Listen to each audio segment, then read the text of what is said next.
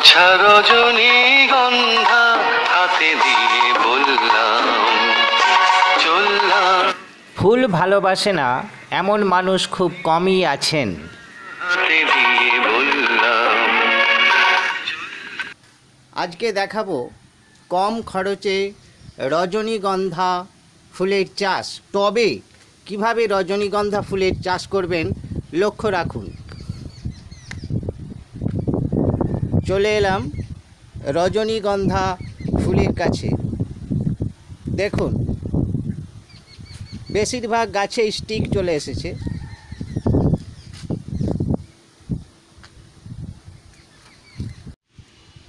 High বন্ধুরা, আপনারা দেখছেন ছাদে টবে রজনীগন্ধা অল্প খরচে।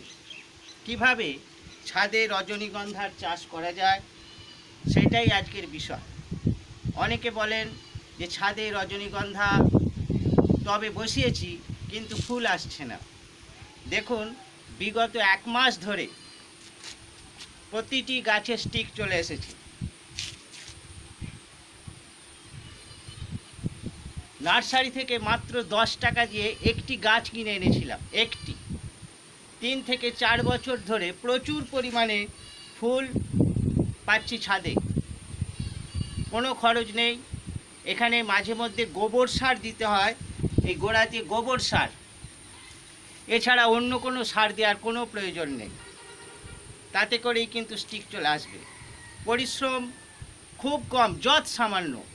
ছাদে করে দেখুন, আশা করছি সফল হবেন।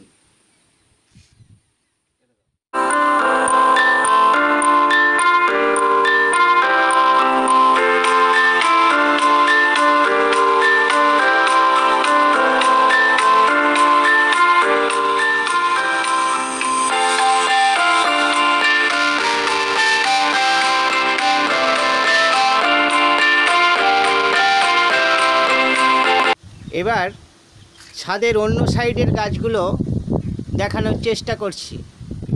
এইদিকেও দেখুন প্রচুর স্টিক চলে এসেছে।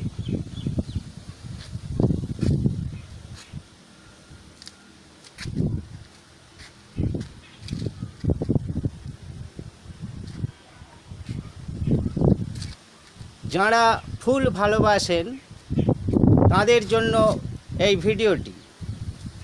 দেখুন প্রচুর ফুল চলে এসেছে। কিছু কিছু গাছে এখনও স্টিক আসেনি। এই গাছটা এখনও স্টিক আসেনি, শীঘ্রই চলে আসবে।